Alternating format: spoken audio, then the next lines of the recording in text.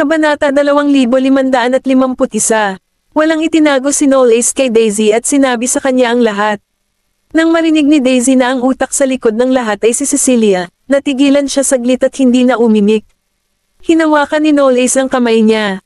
Inilagay siya ng mga tailor sa tabi ko sa pamamagitan ng puwersa dahil gusto nilang lumikha ng mga pagkakataon para sa anak na babae. Gayunpaman, nakita ko na ang kanilang pamamaraan at pinaalis ko siya sa kumpanya. Kung ano ang instigasyon niya kay Madam Ames, babalikan ko sila ng dahan-dahan pero tiyak pagkatapos nito. Nanatili siyang tahimik at pagkatapos ay nagtanong, Knowles, masakit bang harapin ang mga tailor? Ipinaliwanag niya, ang mga tailor ay may matatag na katayuan sa mga aristokrata, at marami silang koneksyon sa gabinete at negosyo. Para sa mga kandidato sa politika, ang mga boto ng mga tailor ang pinakamahalaga. Bagamat ang Hathaways at ang Taylors ay nasa parehong antas na ngayon, ang pagbunot ng mga Taylor ay hindi isang madaling bagay na gawin. Talagang malaki ang naiambag ng mga Taylor sa royal family. Ang maharlikang pamilya ay hindi makaharap. Normal na mga aristokrata ng walang matibay na dahilan, kaya ang pakikitungo sa pinuno ng pamilya ng gabinete ay magiging isang sakit sa asno.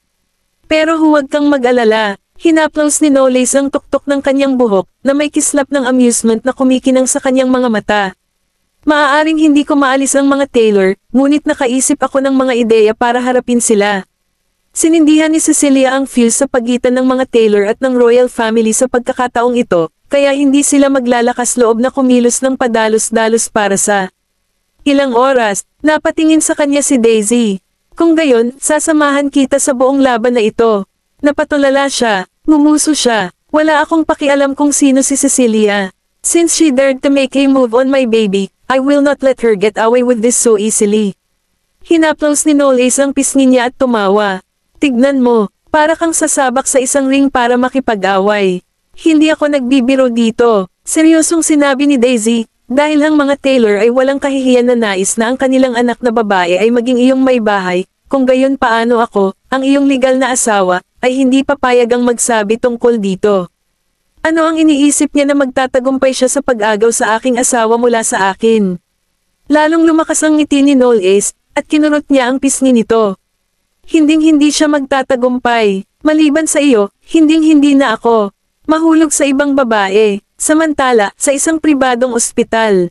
Nagtagal sina Lucius at Bianca sa ward. Nang makita ni Bianca ang kanyang anak na nakahiga sa kama, hindi niya napigil ang umiyak at nagreklamo sa asawa, kasalanan mo lahat ito. Ang nakikita mo lang ay mga benepisyo at numero. Malinaw mong alam kung ano ang kaya ng Knowles. Mayroon ka ba talagang puso na panoorin ng aming anak na babae na patuloy na tumahak sa landas na ito at sirain ang kanyang buhay? Kumunat ang noo ni Lucius at hindi umimik. Dahan-daang iminulat ni Cecilia ang kanyang mga mata sa oras na ito, at si Bianca ay sumugod sa kama. Cecilia, Ma'am, parang paus at tuyo ang boses niya. Hinaplos ni Bianca ang bahagyang maputlang pisngi. Salamat sa Diyos, sa wakas nagising ka na. May naisip si Cecilia at pinilit niyang umupo. Dad, Ma'am, nandito ako naghihirap lahat dahil kay Knowles. Bakit niya ako tinatrato ng ganito? Hindi ko pahihirapan ang sarili ko sa wala. Gusto kong makita ang Her Majesty. Natigilan si Bianca nang makita ang hysterical na emosyon ng kanyang anak na babae, at ang kanyang mga mata ay naging dugo. Cecilia, wala itong maitutulong sa iyo. Ikaw ang may kasalanan sa pangyayaring ito. Sa tingin mo ba talaga tutulungan ka ng Her Majesty the Queen? Na humanap ng hustisya, tinitigan ni Cecilia si Lucius. Tatay, kinuyam ni Lucius ang kanyang masseter at ipinikit ang kanyang mga mata. Pag-uusapan natin ito sometime in the future. Sa panahong ito, mas mabuting manatili kang mababa at huwag nang magdulot ng gulo sa mga Taylor. Tapos tumalikod na siya at naglakad palabas ng ward. Nanginginig sa galit si Cecilia. Wala pang nagsabing hindi sa akin. Ako si Cecilia Taylor, ang target ng paghanga para sa iba pang marangal na kababaihan. Kahit may asawa na si Knowles, paano maibibigay ang posisyon ng prinsesa sa isang dayuhan? Kabanata 2552. Di alintana kung gusto kong ipaglaban ang posisyon, iisipin lang ng lahat ng tao sa bansa na ako ang pinakaangkop na kandidato para pumalit sa posisyon bilang prinsesa ng bansa. Gusto kong awayin ito dahil gusto kong malaman ng babaeng iyon ang kanyang lugar at iwan ang prinsipe. Bakit ko naman siya bibigyan ng atensyon? At the end of the day, anak lang siya ng Goldmans. Gayunpaman, ginawa ito sa akin ni Noel Ace dahil sa babaeng iyon, at inaasahan ng aking ina na pumikit ako dito. Alam ni Bianca kung ano ang iniisip ni Cecilia at mabilis na sinubukan siyang kumbansihin. Cecilia, si Noel Ace ay hindi kasing simple ng isang lalaki gaya ng iniisip mo. Isipin ang kapalaran ng mga nakasakit sa kanya noong nakaraan. Bukod sa pagiging anak ng Her Majesty the Queen, hindi kanya deserve, mahal kong anak. Paano makikinig si Cecilia sa kanyang ina sa sandaling ito? Ngumisi siya. Kung may iba pang prinsipe, then I'll choose to give up on him. Pero kung gusto mo na akong sumuko ngayon, ginagawa mo lang akong katatawanan. Sinasabi mo ba sa akin na ako, ang anak ng pinakamakapangyarihang aristokrate sa Yar Amor, ay hindi may kukumpara ang aking sarili sa anak ng isang mayamang negosyante mula sa Slakova? Hindi ang Noel Ace ang gusto ko noon pa man. Ito ang simbolo ng katayuan at kapangyarihan. At nagkataon na si Noel ang prinsipe. Hindi inaasahan ni Bianca na lalabas sa bibig ng anak ang mga ganoong salita, nagulat siya. Anong kalokohan ang sinasabi mo? Plano mo bang isakripisyo ang iyong kaligayahan para sa gayong walang kabuluhang pakiramdam ng tagumpay? Walang pakialam siyang sumagot, anak ako ng mga Taylor. Para sa kapakanan ng pamilya, ang gayong sakripisyo ay wala. Bakas ang lungkot sa mukha ni Bianca, at natahimik siya. Alam kong lubos na inuna ni Lucius ang kanyang mga personal na interes bago ang anumang bagay. Ngunit hindi ko inaasahan na ang aking sariling anak na babae ay eksaktong pareho. Ano pa ang masasabi ko? Makalipas ang 2 araw, nakalabas na ng ospital si Daisy matapos makapasa sa pregnancy test. Dinala siya ni Noel Ace pabalik sa manor, at si Mia, ang mayordomo, at ang mga katulong ay tumayo lahat sa pintuan upang salubungin siya. Nandoon ang lahat maliban kay Madam Ames. Ang pinagkaiba lang ay naging personal assistant ni Daisy si Mia. Karaniwang wala siyang ibang ginawa maliban sa pagluluto paminsan-minsan at paggugol ng halos lahat ng oras niya kay Daisy, na isang napaka-relax na trabaho. Ma'am, welcome home. Lumapit si Mia, iniunat ang kanyang mga braso, at binigyan ng mainit na yakap si Daisy. Ang sunod-sunod na pagkilos na iyon ay nagpamukha sa kanya na medyo walang pakialam. Bahagyang kumunat ang noo ni Noel Ace, maging ang mga katulong sa gilid ay nabigla. Siya ang pinaka-hype at aktibong tao na naruroon. Mukhang naramdaman din ni Mia na may mali, kaya binitawan niya si Daisy na saglit na natigilan at napakamot sa pisngi sa hiya. Paumanhin, ma'am, masyado lang akong natutuwa na makita ka na nawala ako. Kontrolin ang sarili ko. Hindi pinansin ni Daisy ang kanyang mga kilos, ngunit sa halip ay tumawa siya ng malakas.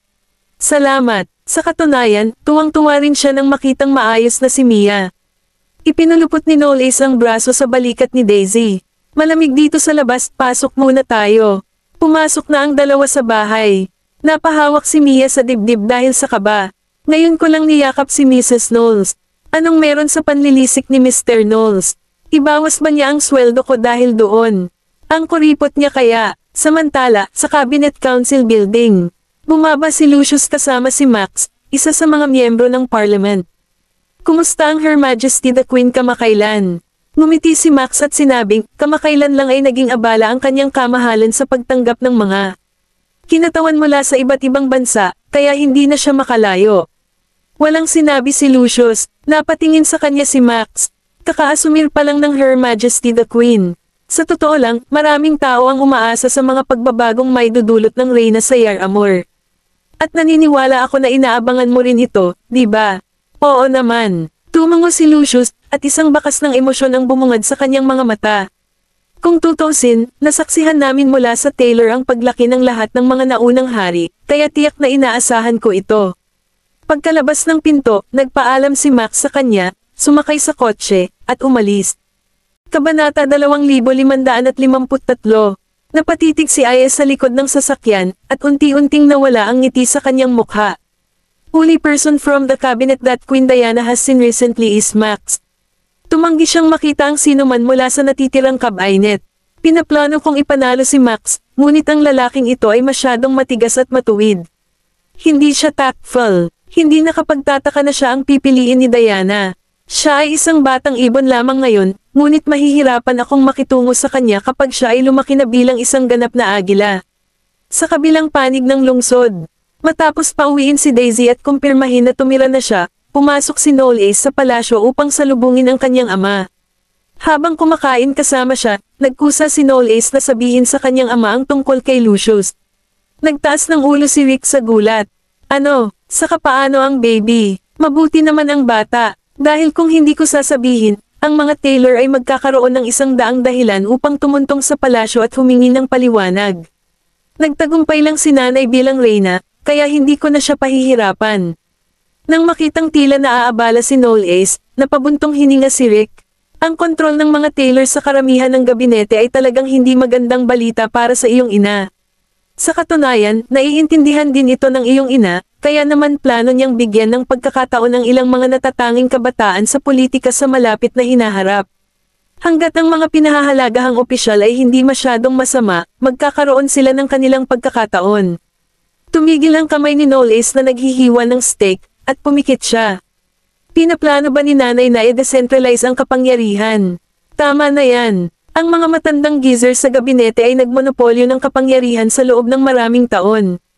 Inaayos nila ang mga taong may kaugnayan sa kanilang sariling pamilya na lumahok sa politika upang pagsamahin ang kanilang sariling posisyon, habang ang ibang mga tao ay hindi na magkakaroon ng pagkakataon. Mariing itinuro ni Rick ang panloob na kwento ng gabinete nitong ilang taon. Pumikit ang lolo mo at wala siyang pakialam noon dahil may relasyon siya sa isa't isa, at kailangan niya pa rin sila. Ngayong nagtagumpay na ang nanay mo sa trono, hindi man lang niya ito iniisip. Naunawaan ni Knowles ang kahulugan ng mga salita ng kanyang ama. Si nanay ay hindi nagbabahagi ng parehong interes sa kanila, kaya ito ay pinakamakatwiran para sa kanya na gawin ang mga bagay na ito dahil hindi niya kailangang pakialam ang kanyang relasyon sa kanila. Maaari siyang bumuo ng mga kapaki-pakinabang na relasyon sa sinuman sa anumang oras at itaguyod ang sinumang karapat-dapat sa kanyang pagtitiwala. Hindi niya kailangang paghigpitin ng mga taong iyon. Kung sila ay tapat, natural na papayag si nanay na mapanatili nila ang kanilang orihinal na kapangyarihan, ngunit kung hindi sila sumasang-ayon sa kanyang mga paraan, itataguyod ni nanay ang kanyang sariling mga tao, desentralisa ang kanilang kapangyarihan sa gabinete, at gagamitin ito bilang panimbang. Ito ay katumbas ng pagbibigay ng pagkakataon sa mas maraming tao na makapasok sa politika. Hanggat mayroon silang magagandang kakayahan, magkakaroon sila ng pagkakataon na kumuha ng mga posisyon sa gabinete.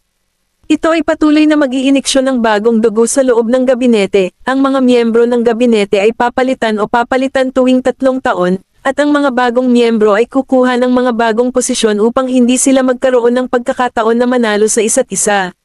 Marahil ay isinaalang-alang na ito ng aking lolo nang magpasya siyang gawing reyna si nanay bago siya pumanaw. Tiyak na, pagkatapos na mapaga ni Diana ang pangangailangan ng pagiging isang kandidato sa parlamentaryo, nanalo siya ng tagay ng maraming mamamayan. Gayunpaman, ang ilang miyembro ng gabinete ay hindi masyadong kontento sa kanyang diskarte. Nawala na ba sa isip ang Her Majesty? Anong balak niya? Sino ang nakakaalam? Siguro naisipan niyang ganito dahil gusto niyang bantayan namin ang isa't isa. Pinag-uusapan ng ilang ministro ang desisyon ng reyna sa koridor. Nang makita nila si Lucius na papalapit sa kanila na may pagtatampo, alam din nilang tila hindi ito nasisiyahan sa mga bagong requisitos na inilabas ng Her Majesty. Kamahalan, ano ang iniisip ng reyna? Nagbibigay ba siya ng babala sa atin? Ang bagong walis ay nagwawalis. Minamaliit talaga namin siya. Nanatiling nagtatampo at tahimik si Lucius. Walang nakakaalam kung ano ang iniisip niya. Sa sandaling iyon, naglakad si Yorick papunta sa kanila. May pinag-uusapan ba kayong lahat? Kailanman ay hindi kakampi ni Yorick, kaya natural lang sa kanila na huwag pag-usapan ang mga bagay na kanilang pinag-uusapan. Sa oras na ito, may sadyang nagtanong, Kamahalan, ano sa palagay mo ang mga bagong regulasyon ng parliamentarian ng reyna? Kabanata 2554. Kumunat ang noo ni Lucius at ngumiti, sa palagay ko ay walang problema ang desisyon ng reyna. Galit na tanong ng lalaki. Wala ka bang pakialam kung may pumalit sa iyo sa kabinet?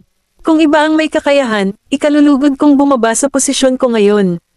Kung tutusin, darating din ang panahon na lahat tayo ay magre-retiro, hindi ba? May ngiti pa rin si Yorick sa kanyang mukha, at hindi masabi ng mga miyembro kung talagang sinadya niya ang sinabi niya o kung sinusubukan niyang kutsain sila. Ang mga taong iyon ay mukhang hindi nasisiyahan ngunit hindi nagbitaw ng kahit isang salita. Sumulyap si Yorick kay Lucius, balita ko na hospital ang anak mo. Okay lang ba siya? Nang mapalaki si Cecilia, lumabo ang tingin ni Lucius. Saan mo ito narinig? Wala akong sinabi tungkol dito. Hindi ko hahayaang umiral ang mga chismis tungkol sa mga bagay na hindi makakabuti sa mga Taylor, lalo pat kumalat. Isang mahinang ngiti ang binigay ni Yorick. Hindi ako masyadong sigurado kung saan ko nakita. Galing ito sa isa sa mga media outlet, kaya medyo nagulat ako. Ang ekspresyon ni Lucius ay tila sobrang madilim sa sandaling iyon. Pagkatapos ay sinuri niya ang balita habang siya ay pabalik at nalaman na kinundena ng kanyang anak na babae si Noel sa ilang mga social media platform, at maraming media outlet ang nag-repost nito. Galit na galit si Lucius kaya sumakit ang kanyang dibdib. Inisip ba talaga ng tanga na iyon na dudurugin ng opinyon ng publiko si Noel Ace? Pagdating niya sa bahay, hinagis ni Lucius ang phone niya kay Cecilia. Alam mo ba ang ginagawa mo? Dapat mong tanggalin ang lahat ng mga artikulo at post na ito ngayon. Hindi ito sineryoso ni Cecilia. Bakit ko naman sila tatanggalin? Ang lakas ng loob niyang pahirapan ako, kaya bakit hindi ko siya ma-take sa pamamagitan ng media? Napangisi si Lucius dahil sa galit. May ebidensya siya sa ginawa mo at ng babaeng iyon. Sa palagay mo ba ay ang mga pampublikong opinyon lamang na ito ay maaaring makapinsala sa kanya? Siya ay isa lamang kriminal na nagnanakaw ng mga sikreto. Sinong maniniwala sa sinasabi niya? Tumayo si Cecilia at tumingin ng diretso kay Lucius. Tay, huwag kang mag-alala. Hindi kita isasama. Alam ko ang ginagawa ko. Tumalikod si Cecilia at umakyat. Ipinatawag ni Lucius ang mayordomo. Saan nagpunta si Cecilia ngayon? Tumingin ang mayordomo sa itaas at sinabi sa mahinang boses, nagpunta si Miss Taylor sa bilangguan at binisita ang babaeng iyon. Nagpapagulo lang siya at hindi man lang siya natatakot na matuklasan. Si Lucius ay nagngangalit ang kanyang mga ngipin. Hindi nakakagulat na naglakas loob siyang i-post ang lahat ng mga kalokohang iyon sa social media. Mukhang nakausap niya si Clover Finley. May pumasok sa isip ni Lucius, at mamulong ito sa tenga ng mayordomo. Tumango ang mayordoma, naiintindihan. Sa Blue Valley Manor, si Daisy ay umidlip, at nang magising siya, nakita niya si Noel Ace na nakahiga sa tabi niya habang nakapikit, hinahayaan itong ipahinga ang ulo sa braso nito. Tiningnan niya ng maigi ang mukha nito at malabong nakita ang bakas ng itim sa eyebags nito. Hindi niya ginais ang si Noel Ace at gusto niyang bumangon ng tahimik, ngunit isang braso ang pumulupot sa kanyang baywang at niyakap siya, at isang mukha ang nakabaon sa kanyang leeg at balikat. Isang paus na boses ang narinig sa sandaling iyon. Nagising ka na ba? Nakaramdam ng pangangati si Daisy at bahagyang itinulak siya palayo. Magpahinga ka kung pagod ka na. Kinurot niya ang pisngi niya. Nagpahinga na ako. Itinulak siya ni Daisy pabalik sa kama, sinabihan siyang humiga, at tinakpan siya ng kumot. May mga dark circle na lumitaw sa ilalim ng iyong mga mata, at sinasabi mo sa akin na nakapagpahinga ka na. Ngumiti siya ng walang sinasabi. Itinago niya siya, sa ilalim ng kumot. Nakita ko ang balita ngayon. Tinitigan siya ni Noel Ace, at pagkatapos, mahinang sanggal ni Daisy. Alam kong wala kang pakialam, ngunit dahil ang babaeng iyon ay naglakas loob na kumilos sa aking asawa at magkalat ng chismis tungkol sa iyo, walang paraan na hahayaan ko siyang makatakas. Ngumisi si Noel Ace at iniunat ang kamay para yakapin siya. Tapos, pinagalitan mo ba siya online? Samandal siya sa umaalon-alon nitong dibdib. Hindi ako gumanti sa kanya online. Hiniling ko lang kay Colton na gumawa ng isang bagay para sa akin. Bahagyang ipinikit ni Noel Ace ang kanyang mga mata. Kung paanong pinabura ng opinyon ng publiko sa internet si Cecilia, isang bagong post ang na-upload sa lahat ng kanyang social media. Mga account, #SureEnough, grupo lang sila ng mga stupid commoner. Seryoso ka bang naniwala sa sinabi ko? Isa lang siyang prinsipe, wala akong pakialam sa ginagawa niya. Kabanata 2555. Hindi lang iyon, inilantad pa ni Cecilia ang lahat ng call recordings at text messages nila ni Clover. Nagulat ang netizen sa naturang turnaround at halatang naiirita sila sa mga sinabi ni Cecilia. Ito bang asong ito ay ipinagmamalaki ang kanyang sariling katayuan? Bagay ba talaga ang mga Taylor? Hindi ba't sila ay isa pang grupo ng mga aso na pinalaki ng maharlikang pamilya bilang mga alagang hayop? Talaga bang minamaliit ng mga aso ang kanilang may-ari ngayon? We're just some stupid commoners, kaya hindi tayo dapat dumamay sa kanya, di ba? May problema ba itong babaeng ito? Nabigo pala siyang akitin ng prinsipe, kaya't may sama ng loob siya rito at sinimulan na itong Sir On. Ito ay katawa-tawa. Ang opinyon ng publiko ay muling nagdulot ng napakalaking alon sa internet at itinulak ang paksa hanggang sa numero 1 pinakatinatalakay na paksa sa Twitter at marami pang ibang platform. Sa kabilang dulo ng post, napatulala si Cecilia nang makita niya sa internet ang mga ganoong komento. Paano ito posible? Hindi ko man lang ito na-i-post. Nang gusto niyang mag-login sa kanyang mga social media account, napagtanto niyang binago ang kanyang account at password. Cecilia, binuksan ni Bianca ang pinto. Dali-daling pumasok sa kwarto, at gulat na tinitigan siya. Ano ang naipost mo sa iyong social media sa oras na ito? Matagal na siyang hiniling na kumilos at ipaubaya ang lahat sa kanyang ama. Ngunit talagang nagawa niyang magdulot ng mas malaking kaguluhan online. Napakamot ng ulo si Cecilia, binasag ang phone niya sa sahig, at sumigaw, hindi ko pinost. May nagtatangkang e-frame ako. Humakbang si Bianca. Cecilia, laban sa iyo ngayon ang opinyon ng publiko. Makinig ka sa akin, mag-oorganisa kami ng press conference, at hihingi ka ng paumanhin sa publiko. Hindi ko gagawin. Itinulak ni Cecilia ang kanyang ina at sumigaw ng masama, bakit ako hihingi ng tawad? Hindi man lang sila karapat dapat humingi ng tawad sa akin. Kung titingnan kung gaano katigas ang ulo ng kanyang anak, nag-alinlangan si Bianca ngunit hindi nagsalita sa huli. Nang makita niya na ang sitwasyon ay nagiging out of control habang lumilipis ang panahon, natakot siya na malaki ang epekto nito sa kanilang pamilya. Sa Blue Valley Manor, si Daisy ay nasa pag-aaral sa isang video call kasama si Colton. Colton, nahak mo ba ang kanyang mga social media account at ninakaw ang mga ito? Nag-cross-arm si Colton at Sam Andel sa likod ng upuan. Ano ang dapat ipag-alala? Hindi ka pa rin ba nagtitiwala sa kakayahan ko? Tumawa ng malakas si Daisy. Trust, pinagkakatiwalaan kita. Lumitaw si Noel sa likod ni Daisy sa ilang sandali at tumingin sa lalaki sa screen. Talagang may ginawa ka para kontrahin ang gayong walang kwentang bagay. May utang na loob ako sa iyo. Noel, itigil mo na ang pagiging sira-sirang brat dyan. Ikaw na ang bahala sa iba pang bagay. Sarili mo, kung hahayaan mong masaktan si Daisy sa daan, ako. Bago pa matapos magsalita si Colton ay isinara na ni Noel ang takip ng laptop. Napalingon si Daisy sa likod at tinitigan siya. Hindi pa tapos si Colton. Bumaba ang tingin ni Noel sa kanya. Alam ko na ang sasabihin niya. Ilang beses ko na itong narinig kaya masusuka ako kapag pinakinggan ko ito sa ibang pagkakataon.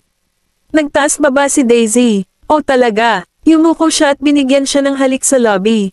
Protektahan ko ang asawa ko at huwag na siyang masaktan pa. Kailangan ko ba talagang ipaalala niya sa akin ang tungkol dito?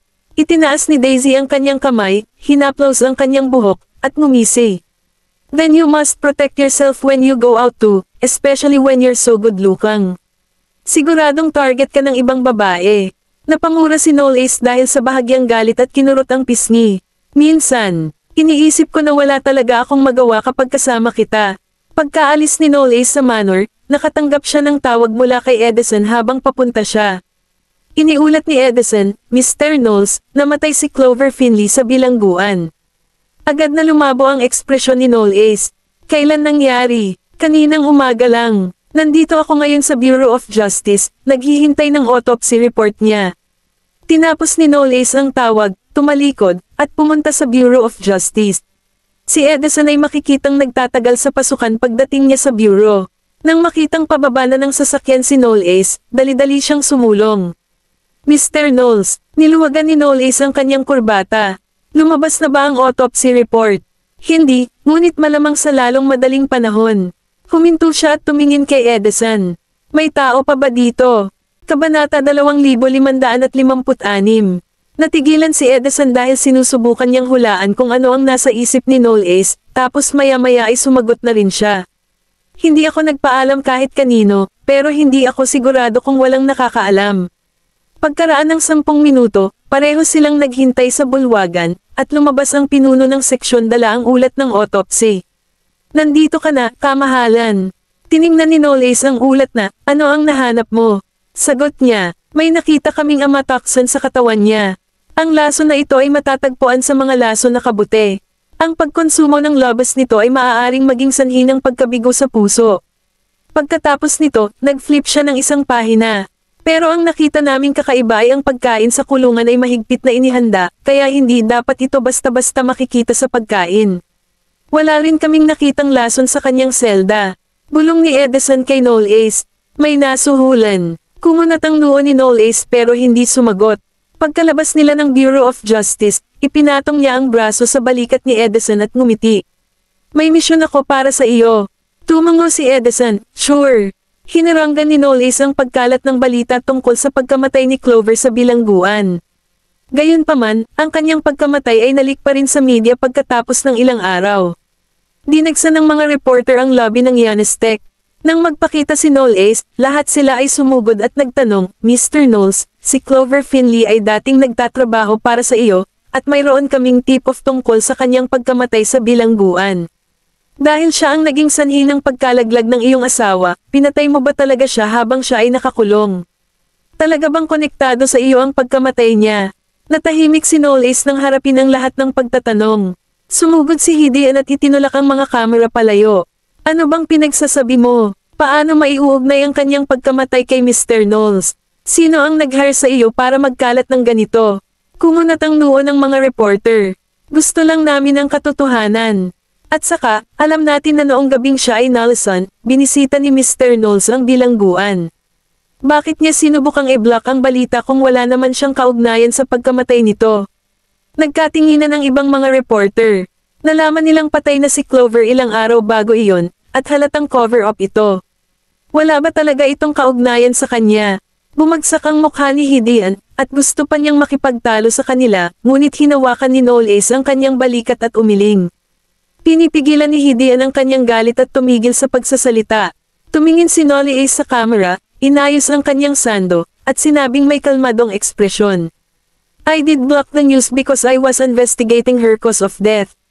Lahat ng tao sa Bureau of Justice ay maaaring kumpirmahin iyon. Nagkatinginan ulit ang mga reporter. Ipinatong ni Knowles ang kanyang daliri sa kanyang relo at tumangalan ng walang pagbabago sa ekspresyon. Nag-iimbestiga ako pero nauwi sa pagiging sospek. Kaya, saan mo nakuha ang impormasyon na hinaharang ko ang balita? Natahimik ang lugar. Itinuro ni Hidian ang reporter na pinakamalakas na nagtanong sa kanila. Eksaktong sabihin sa amin, saan mo nakuha ang impormasyon? Ang reporter ay inilagay sa lugar. Nakuha lang namin ang impormasyon, pero hindi namin alam kung kanino galing. Na-curious ang iba dahil hindi nila masabi kung lihay timo ba ang impormasyong nakuha nila kung oo. Makukuha sana nila ang pinakamagandang headline at ilang exposure, ngunit kung ito ay panloloko, malalagay sila sa problema sa pagkakasala sa prinsipe. Kabanata 2557. Umalis na ang mga reporter. Pumasok si Hidian sa main hall kasama si Knowles. Knowles, anong nangyayari? Patay na si Madam Ames. Wala siyang alam tungkol doon. Huminto si Knowles sa harap ng elevator at mahinahong tumango. Oo, biglang naintindihan ni Hidian. So, nandito ang mga reporter para i-frame ka. Sino ang magiging tanga para ipinta ang kanilang sarili bilang sospek? Hinarang ni Knowles ang balita, kaya ang mga taong nagtatrabaho sa bilangguan at ang bureau lang ang nakakaalam. Kapag lumabas na ang balita, nangangahulugan ito na ang mga tao mula sa dalawang lugar na ito ang problema. Tumingin siya kay Hidian at tinapik ang balikat nito. Matalino ka naman. Ako dapat kung gusto kong makasama ka. Malaki ang ngiti ni Hidian. Tumango si Knowles. Inayos ko ang buong bagay. Napawi ang ngiti ni Hidian habang sinusundan siya sa elevator. Nagbibiro ka ba? Sa tingin mo ba ako? Hindi, pero ang mga reporter ngayon. Inayos mo na pumunta sila. Hindi nila alam iyon. Tumingin sa kanya si Knowles at umiling. Ngayong alam mo na kung hahayaan mo itong mawala. Pinilit ni Hidian ang kanyang dila. Sige, mapagkakatiwalaan mo ako. Hindi ako snitch. Huwag kang mag-alala. Magpapanggap akong hindi ito nangyari. Sa wakas ay pinalaya na niya ang kanyang kuryosidad. Ngunit bakit mo ginawa ito? Si Knowles ay lumabas ng elevator at patungo sa kanyang opisina, kasama si Hidian na nakasunod malapit sa likuran.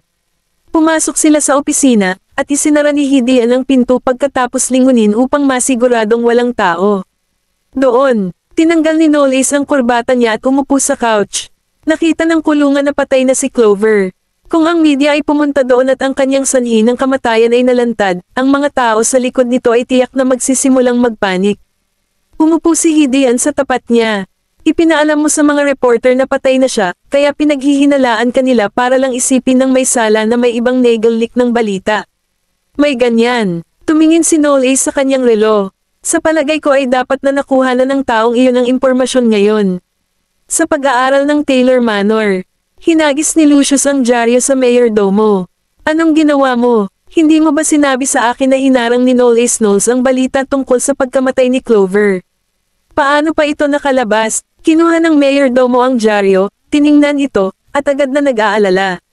Ako, sir, hindi ko alam kung ano ang nangyari, pero sinabi nila sa akin na hinarang ng kataas-taasan ang lahat ng balita na lumabas sa araw na iyon. Lumitaw ang mga ugat sa leeg ni Lucius, at mukhang galit na galit siya. May naalala ang mayordoma at agad na sinabi, naghihinala ang media na ito ay nauugnay sa kanyang kamahalan. Ang kailangan lang nating gawin ay idikit sa kanya. Ipinito sa kanya, naikuyom ni Lucius ang kanyang panga. Napuno na ba ng kalokohan ang utak mo? Iniimbestigahan niya ito bilang ang prinsipe. Ang mga tao sa koanihan ng katarungan ay maaaring magbigay ng patoto para dito. Paano mo iipit sa kanya? Sa tingin mo ba masusuhol mo sila?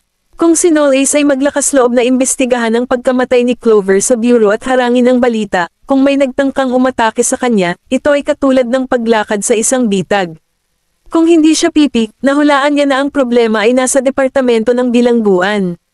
Ipinapalagay niya na walang katibayan na ang kanyang anak na babae ay nag-utos kay Clover na gawin ang anumang bagay pagkatapos ng pagkamatay ng huli. Kabanata 2558. Sa panahong hinarang ang balita, pinalabas sa kulungan ang taong nakasama nila. Gayunpaman, malalagay sila sa problema kung ito ay malantad at sinimulan itong tingnan ng departamento ng bilangguan. Pawis na pawis ang mayordoma. Ano ang dapat nating gawin kung gayon? Umupo si Mr. Tyler sa kanyang upuan na may tame-time na mukha. Patahimikin sila magpakailanman. Nanghina ang mga binti ng mayordomo, at siya ay nabigla. Sir, pero siya ang aking. Hindi siya binigyan ni Mr. Tyler ng pagkakataong mag-isip tungkol dito. Kung hindi siya mamamatay, mamamatay ka. Naririnig mo, hinawakan ng mayordomo ang kanyang lalamunan at hindi ng ahas na sumilip. Madilim sa labas nung nagliwanag ang mga ilaw sa Blue Valley Manor. Pumasok si Edison sa study at nakita si Noel Ace na nakasuot ng itim na silk robe na nakatayo sa harap ng bintana. Sir, nagsagawa ng masusing inspeksyon ang departamento ng bilangguan. Maliban sa isang tao na nakasiklib, lahat ng nakipag-ugnayan kay Clover ay inimbestigahan. Napakurap-kurap si Noel Ace at napatingin sa lalaking nasa likuran niya sa pamamagitan ng refleksyon. Nakasiklib sa araw na iyon. Oo, dinala ko ang impormasyon. Iniabot ni Edison ang impormasyon sa kanya. Tumalikod siya at kinuha iyon.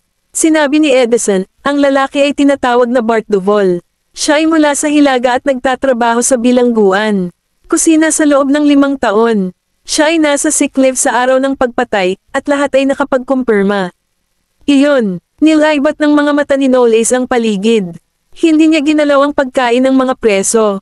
Umiling si Edison. Isa pang tao ang gumawa ng pagkain, at ang taong iyon ay nasa ilalim ng investigasyon ngayon. Nang makita niya ang hinala sa mga mata ni Noel Ace, nagtanong si Edison, sa tingin mo ba ay ginawa niya ito? Siya lang ang wala, kaya nakakapaghinala. Tingnan mo kung may mga kamag-anak siya rito at alamin kung saan siya nakatira. Pagkatapos ay ibinigay niya ang file kay Edison, na binawi iyon. Oo, sir. Naglakad si Noel Ace sa kwarto at nakitang isang ilaw na lang ang natitira. Umupo siya sa gilid ng kama, hinayla ang kumot sa ibabaw ni Daisy, at yumuko para halikan siya. Biglang nagmulat ng mata si Daisy at hinaranggan siya. Ano pa ang ginagawa mo? Tumigil siya, saka hinawakan ang kamay niya at tinaas ang kilay. Hindi ka ba natutulog? Hinihintay kita. Lumingon siya at nagbigay ng nakakatamad na ngiti. Humiga si Noel Ace sa tabi niya at hinayaan siyang humiga sa braso nito. Lumapit si Daisy sa dibdib niya at niyakap siya. Nolly, magpapa-check up ako bukas. Sasamahan kita. Hindi. Tumangala si Daisy sa kanya habang ang mainit na liwanag ay sumili sa kanyang mukha. Sasama sa akin si Mia. Ipinapalam ko lang sa iyo. Kumunat ang noo niya. Hindi mo na ako kailangan. Tumawa si Daisy at tinapik ang kanyang ilong. Siyempre ginagawa ko. Dapat nasa tabi kita habang naghahatid. Hinawakan ni Noel Ace ang kanyang kamay, hinalikan ang kanyang kamay, at sinabi sa paus na boses, siyempre. Kinabukasan, pumunta sina Daisy at Mia sa ospital kasama ang mga bodyguard. Ma'am, bakit hindi mo pinayagan ang kanyang kamahalan na sumama? Hindi alam ni Mia kung ano ang tamang paraan para tugunan siya. Hinimas ni Daisy ang kanyang tiyan, na nagsimula ng magpakita, ngumiti, at sinabing, pack up lang ito. May mas importante pa siyang dapat puntahan. Alam ni Daisy na iniimbestigahan niya ang pagkamatay ni Clover. Hindi siya naawa sa kanyang pagkamatay ngunit hindi niya kayang umupo na lang kapag may nagtangkang ipit ito sa kanyang asawa. Kabanata 2550. Gayunpaman, naniniwala si Daisy na magagawa ni Knowles na malinis ang kanyang pangalan. Pagkatapos niyang pumasok sa silid, tumangala si Daisy kay Mia at sinabing, maaari kang maghintay sa labas. Tumango si Mia, pinanood siyang pumasok, at naglakad-lakad sa koridor. After 15 minutes, nag-walk out si Daisy. Lumapit si Mia at nagtanong, paano nangyari? Inabot sa kanya ni Daisy ang mga larawan mula sa ultrasound. Lumapit si Mia at nagulat siya. Oh wow, kambal. Pinatahimik siya ni Daisy. Itago mo muna sa ngayon. Huwag mong ipaalam kahit kanino na may mga baby pa tayo. Inihayag ni Knowles na sina Clover at Cecilia ang naging sanhi ng kanyang pagkalaglag dahil may mga plano ito. Kailangan niyang makipaglaro para protektahan ang mga bata. Tinakpan ni Mia ang bibig at tumango. Oo, ma'am. Si Daisy at Mia ay lumabas ng ospital at nabangga si Cecilia na naglalakad palapit sa kanila, tila naroon din para magpa-check up. Marahil ay dahil ito sa mga side effect ng pag-inom ng gamot. Nang makita sila ni Cecilia, nagbago ang ekspresyon ng mukha niya nang tanggalin niya ang kanyang salaming pang-araw at pinandilatan ang mga ito. Ikaw, mabilis niyang sinulyapan ang tiyan ni Daisy. Nakasuot siya ng maluwag na damit na may coat kaya hindi, buntis siya. Nagtaas ng kilay si Daisy. Miss Taylor, nagkataon lang. Anong ginagawa mo dito? Bumaba ang mukha ni Cecilia nang maalala ang ginawa sa kanya ni Knowles na pinilit na uminom ng gamot at ginulo ang kanyang menstrual cycle. Sobrang sakit din ng tiyan niya, all for this woman. Ngumiti siya sa pamamagitan ng kanyang mga ngipin. It's none of your business. Gayunpaman, hindi ka dapat maglakad-lakad ngayong nawala ang iyong anak. Inis na inis ni Mia. Paano mo nasabi yan? Itinaas ni Daisy ang kamay para pigilan siya at tumingin sa mga mata ni Cecilia. Pwede na akong mabuntis ulit. Gayunpaman, dapat kang magpahinga pagkatapos uminom ng gamot na iyon.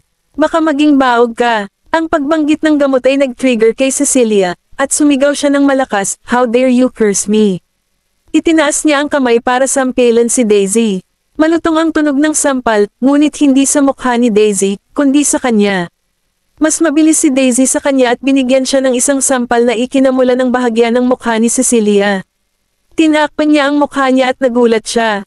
Hinaplos ni Daisy ang nasusunog niyang palad at ngumiti. Ginawa ko ito para sa bata.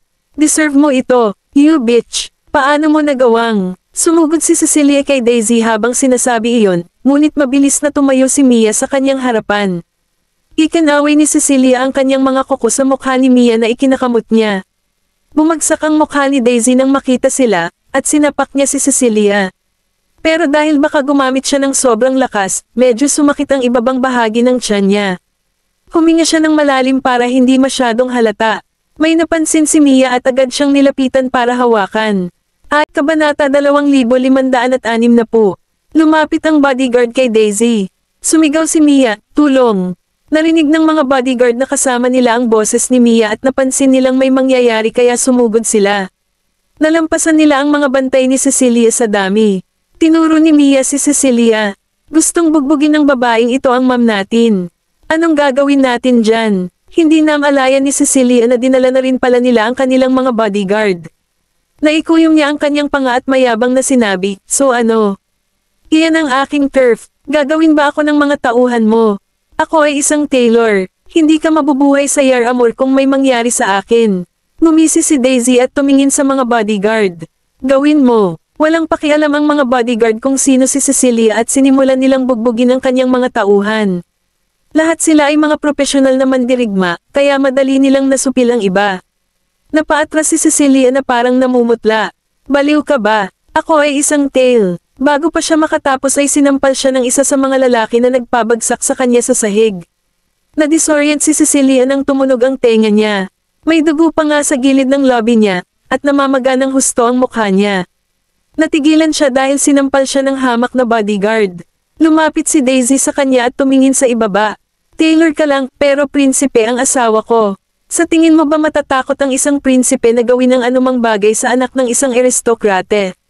Maaaring isipin ng mga tao na ang mga Taylor ay mga royal kung totoo iyon. Nanginginig sa galit si Cecilia halatang nasample ang kanyang kay-abangan. Nag-cross arms si Daisy at nagpatuloy. Wala akong pakialam sa inyo Taylors. Kung gusto mong ihambing ang katayuan, ang aking lolo ay isang bilang sa Stoslow. Mas mataas kami sa social hierarchy kaysa sa inyong mga Taylor, ngunit hindi ako naging kasing yabang. Bakit sa tingin mo ay magagawa mo iyon? Pagkatapos ay yumoko siya palapit sa kanya. Ikaw na walang alam na babae. Naiintindihan ko naman. Kaming mga Goldman ay nasa mundo ng negosyo, ngunit hindi ito nangangahulugan na maaari mo kaming ebuli. Tumayo ng tuwid si Daisy at naglakad palayo kasama si Mia at ang mga bodyguard. Tiningnan ni Cecilia ang mga walang kwentang bodyguards niya at saka ang sarili bago nawala ng malay dahil sa sobrang galit. Pagbalik nila sa sasakyan, masayang sinabi ni Mia, "So what if siya si Taylor?" Naglalakad siya na walang laman ang ulo. Akala niya wala kaming gagawin sa kanya. Masyadong nakakatawa, deserve niya ang sampal na iyon.